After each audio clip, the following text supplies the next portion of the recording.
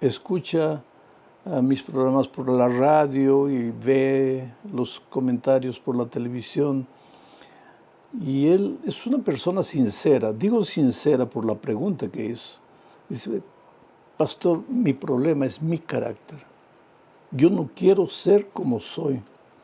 Yo quiero cambiar de carácter, pero no puedo. Bueno, mi amigo querido, has dado ya el primer paso. Reconocer que necesitas cambiar. Triste es cuando una persona dice, pues yo soy así como soy y nadie me cambia. Bueno, ahí no hay solución. Pero cuando tú reconoces que necesitas cambiar de carácter, ya diste el primer paso. Y seguramente lo haces porque en la familia el carácter te está creando problemas, o tal vez en el trabajo, en la vida profesional, no sé. Pero te digo una cosa, un día Juan, el apóstol Juan, llegó al Señor Jesucristo con un carácter deformado, horrible. Imagínate cómo era el carácter de este hombre para que le llamaran el hijo del trueno. Era terrible. Sin embargo, aprendió a convivir con Jesús. Y en esa convivencia con Jesús, el carácter de Jesucristo se reflejó en el de Juan. Y cuando llegó a la edad avanzada, Juan ya no era llamado el hijo del trueno, sino el discípulo del amor. Ahora tú me vas a decir, pastor, bueno, Juan convivió con Jesús, pero ¿yo cómo puedo convivir con él? Pues de tres maneras. Cuando tú oras a Dios, cuando le abres tu corazón a Dios, en tu cama, en tu casa, en el trabajo, mientras diriges tu automóvil, abres el corazón a Jesús y le dices, Señor, mira, yo quisiera ser como tú, yo no quiero ser como soy. Este carácter me ha creado problemas, me ha traído tanta dificultad. Entonces, cuando tú hablas a Dios a través de la oración, estás conviviendo con Él. Cuando todos los días abres la Biblia, lees un versículo, reflexionas, estás conviviendo con Jesús. Y si insistes en hacer eso, ten la seguridad que, aunque tú no te des cuenta, los otros se van a dar cuenta que tu carácter está cambiando. No te desesperes. El cambio de carácter no es una obra humana. No es por causa de tu disciplina propia o tu fuerza de voluntad. Es una obra divina, pero para eso tienes que aprender a convivir con el Señor Jesús. Bueno, vamos al título de la lección de esta semana. Es el espiritismo desenmascarado. Y el propósito del estudio de esta semana es mostrar que uno de los más grandes engaños del enemigo en los últimos tiempos será hacer pensar a las personas que cuando el hombre muere, pues el espíritu sale vagando por ahí, porque la Biblia enseña todo lo contrario. La Biblia enseña que no existe un alma incorpórea, consciente. No existe lo que llamamos espíritu de los muertos. Cuando el hombre muere, su cuerpo vuelve al polvo de donde fue hecho. El soplo de vida vuelve a Dios que lo dio y ya no existe espíritu. Pero uno de los engaños terribles de los últimos días del enemigo será justamente hacer creer a las personas que cuando el hombre muere, su espíritu sale y sigue viviendo. Vamos a la primera parte del estudio, las consecuencias mortales del espiritismo. Aunque este asunto del estado de los muertos puede parecer algo sin mucho sentido, tal vez mucha gente diga, pero le están dando importancia tanto a ese asunto. No es de poca importancia, es un asunto de vida o muerte. ¿Por qué? Porque cuando el enemigo se levantó contra Dios y fue derrotado ahí en el cielo, Él vino a la tierra. Y la primera mentira, la primera seducción, el primer engaño que presentó a Eva fue justamente el hecho de que cuando tú mueres, en realidad no mueres. Y vamos a leer entonces lo que dice Génesis 3, 4 y 5. Entonces la serpiente dijo a la mujer, no moriréis, sino que sabe Dios que el día que comáis de él, del árbol, serán abiertos vuestros ojos y seréis como Dios, sabiendo el bien y el mal. Esto sucedió en el jardín del Edén. El diablo se presentó a Eva disfrazado de un animal bellísimo en el Edén, que era la serpiente. Era un animal colorido, volaba de árbol en árbol. No era el animal que se arrastraba y que muchas veces provoca asco, provoca miedo. No era. El enemigo se disfraza de cosas bellas y se acercó a Eva disfrazado de una serpiente y le dijo, así que Dios te ha dicho que no puedes comerte ningún árbol. Entonces Eva dijo, no, Señor, Dios me ha dicho que solo no puedo comer de este árbol. ¿Y por qué no? Porque si como de este árbol voy a morir. Entonces ella dijo, no morirás. Esa fue la mentira primera que apareció en el mundo. No morirás. Que en otras palabras, lo que él estaba diciendo es, no lleves a serio las palabras de Dios. No morirás. La persona que come no muere, puede hasta morir así físicamente, pero el espíritu sale. Tú no vas a morir, tú tienes vida eterna. Esa fue la mentira. Sin embargo, ¿qué es lo que la palabra de Dios afirma? Mientras el diablo dice, no morirás, el espíritu no muere, el espíritu sigue consciente, incorpóreo, andando por ahí. ¿Qué es lo que la Biblia dice? Leo Mateo 10:28. Y estas son palabras literales del Señor Jesucristo. Dice, y no temáis a los que matan el cuerpo, mas el alma no pueden matar. Temed más bien a aquel que puede destruir el alma y el cuerpo en el infierno. Aquí está la palabra de Dios. La vida eterna no es innata al ser humano. El ser humano no tiene vida eterna, no es que muere y sale y después se desencarna y se encarna en otra vida o que está vagando en forma de espíritu pensante. No, eso no es lo que la palabra de Dios dice. Ahora, ¿cómo entró esta idea de la inmortalidad del alma a la iglesia? Pues es que la iglesia cristiana nació rodeada de un ambiente de paganismo, donde las naciones adoraban a muchos dioses y creían que el alma no moría, sino que el espíritu salía, después de la muerte, salía andando por ahí, vagando. Y cuando la iglesia cristiana comenzó a predicar el evangelio, la influencia del paganismo comenzó a entrar disimuladamente a la iglesia cristiana. La única fuente de seguridad para lo que creemos es la palabra de Dios. Pero cuando el ser humano quita los ojos de la palabra de Dios y presta oídos a lo que la gente dice, pues ahí se mezcla el agua con el vino. Eso es lo que sucedió. Y así entró la doctrina de que el hombre cuando muere, si fue bueno, se va al paraíso, si fue malo, se va al infierno, o si no se sabe si fue bueno o malo, pasa a un estado de purificación llamado purgatorio, en fin. O entonces que cuando la persona muere, su espíritu se reencarna. Cualquier teoría surge a partir de la ignorancia de la palabra de Dios.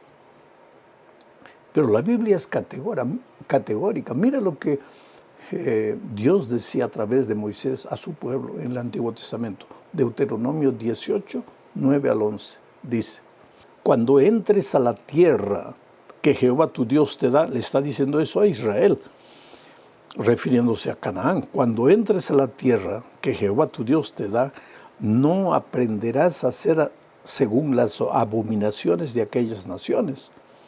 No sea hallado en ti quien haga pasar a su hijo o a su hija por el fuego, ni quien practique adivinación, ni agorero, ni sortílego, ni hechicero, ni encantador, ni adivino, ni mago, ni quien consulte a los muertos. Quiere decir, el Señor fue categórico con su pueblo. Todas estas cosas son consideradas abominación a los ojos del Señor. ¿Y qué dice Eclesiastés 9, 5 y 6, referente a los muertos? Dice, porque los que viven saben que han de morir, pero los muertos nada saben ni tienen más paga, porque su memoria es puesta en olvido. También su amor y su odio y su envidia fenecieron ya, y nunca más tendrán parte en todo lo que se hace debajo del sol. La Biblia es categórica. Cuando el hombre muere, ya no sabe más nada. Tú puedes llevar una flor al cementerio a tu padre vivo, pero no quiere decir que tu padre se va a alegrar por eso, porque tu padre ya no existe. El día que él murió, su cuerpo fue enterrado y con el tiempo se transformó en polvo. Y el día que murió, el soplo de vida volvió a Dios y estará ahí hasta la segunda venida de Cristo, porque cuando Cristo venga, Él resucitará. Entonces, ¿debo llevar flores al cementerio? Claro que sí, pero eso te hace bien a ti, no le hace bien a tu papá, porque tú sí eres consciente de las cosas. Tu padre no, tu padre ya está inconsciente.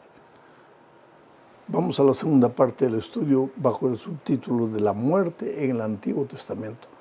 ¿Qué se pensaba en el Antiguo Testamento acerca de la muerte? Mira lo que dice Salmos 6, 5.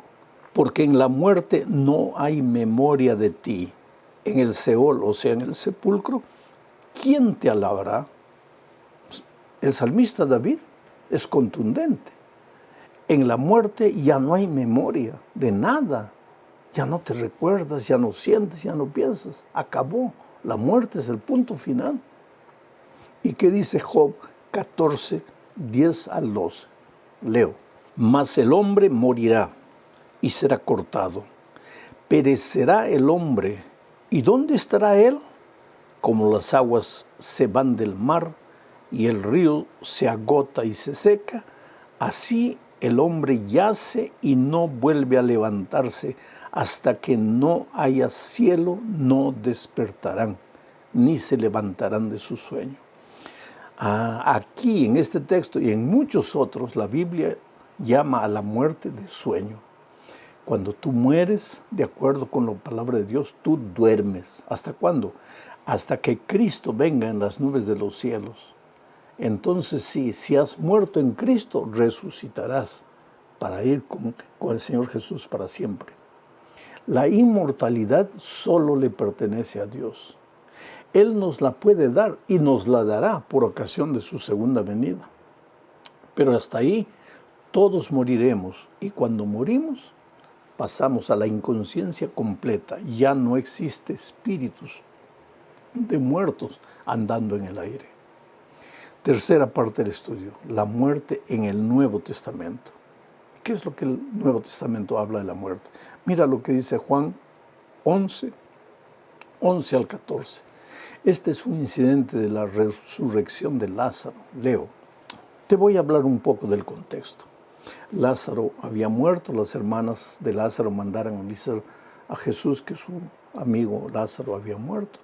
Y Jesús todavía se quedó unos días sin atender el pedido de Marta y de María. Ahora, después de unos días, viene el texto que digo. Dicho esto, les dijo después a sus discípulos, nuestro amigo Lázaro duerme, mas voy a despertarle. Dijeron entonces sus discípulos, Señor, si duerme, sanará. Pero Jesús decía esto de la muerte de Lázaro. Y ellos pensaron que hablaba del reposar del sueño. Entonces Jesús les dijo claramente, Lázaro ha muerto. Quiere decir, Lázaro ha muerto, pero está durmiendo. ¿Qué? Está durmiendo, pero está muerto. Porque para los cristianos la muerte es un sueño. Es por eso que yo siempre digo, cuando llegue la hora de morir, no tienes que desesperarte, angustiarte. Esta semana hablé con una señora que tiene 2 hijos ya grandes, adultos, un esposo bueno. Ella fue mi secretaria hace muchos años cuando yo trabajaba en San Pablo. Una señora eficiente en su trabajo, pero está literalmente condenada a morir. Y ella llamó a mi esposa me pasó la llamada. Una serenidad en su rostro. Me dice, pastor, solo quiero que usted ore para que Dios me haga dormir en paz, porque yo sé que cuando Cristo vuelva voy a resucitar. ¡Qué esperanza! Y es que la Biblia dice que la muerte física en esta tierra, esa es solamente un sueño. Leo primera a los Corintios 15, 51 al 54. Mira, he aquí os digo un misterio. No todos dormiremos, pero todos seremos transformados. En un momento, en un abrir y cerrar de ojos, a la final trompeta, porque se tocará la trompeta y los muertos serán resucitados incorruptibles y nosotros seremos transformados, porque es necesario que esto corruptible se vista de incorrupción y esto mortal se vista de inmortalidad. Y cuando esto corruptible se haya vestido de incorrupción y esto mortal se haya vestido de inmortalidad, entonces se cumplirá la palabra que está escrita: sorbida es la muerte en victoria. Claro, cuando Cristo venga y la trompeta suene, todos los que han muerto en Cristo resucitarán para encontrarse con Jesús. Digo, todos los que han muerto en Cristo.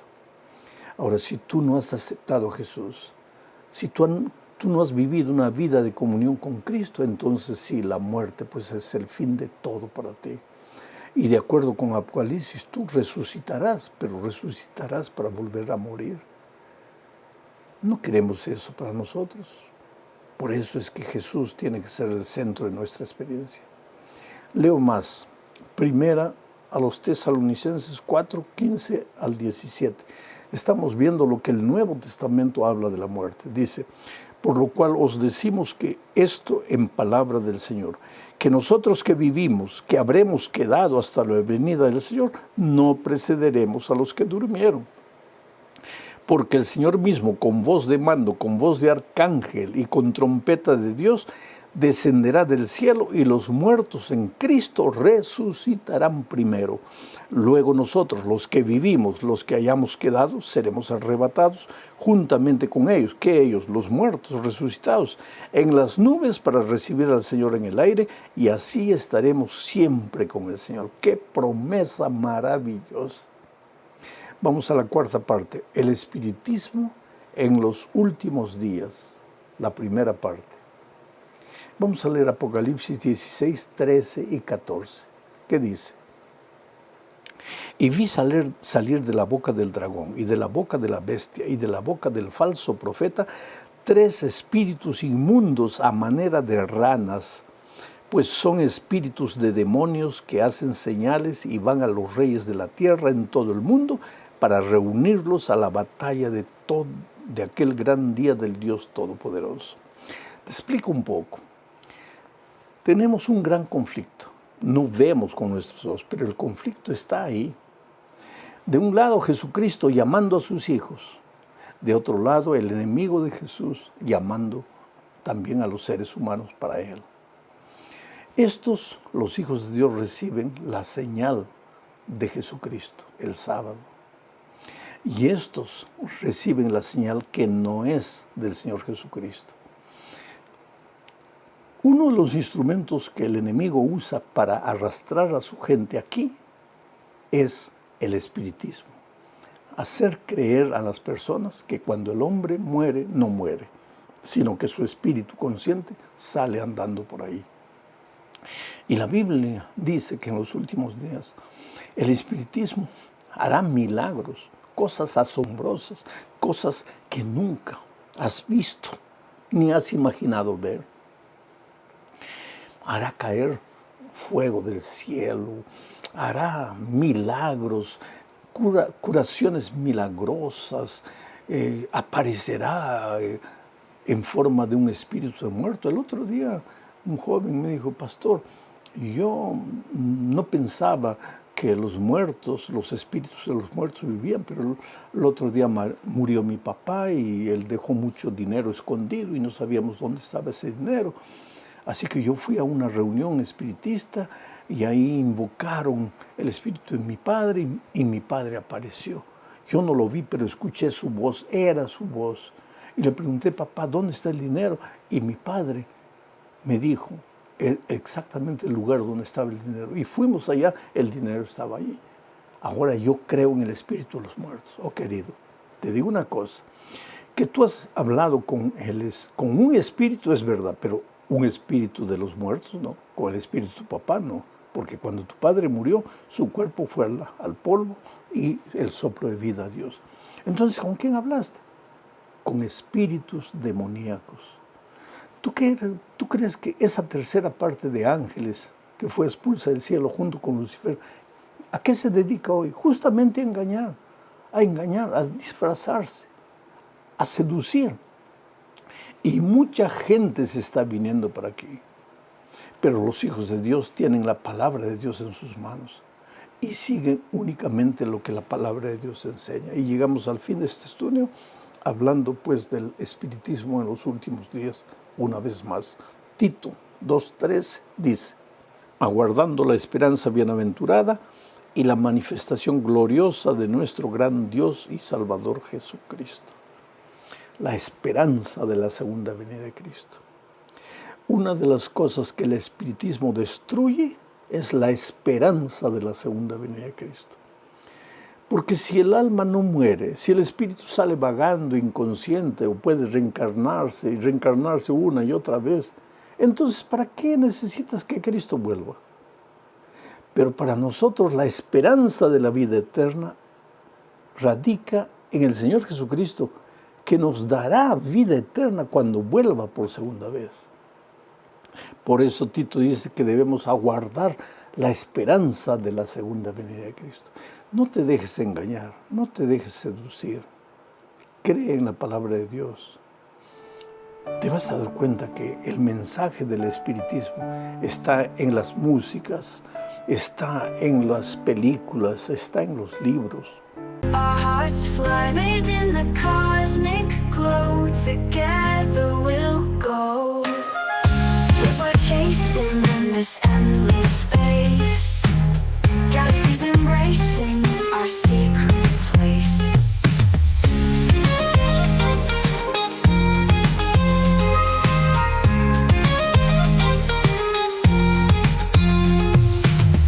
Guitar strings hum with a starry embrace. Melody so clear, guiding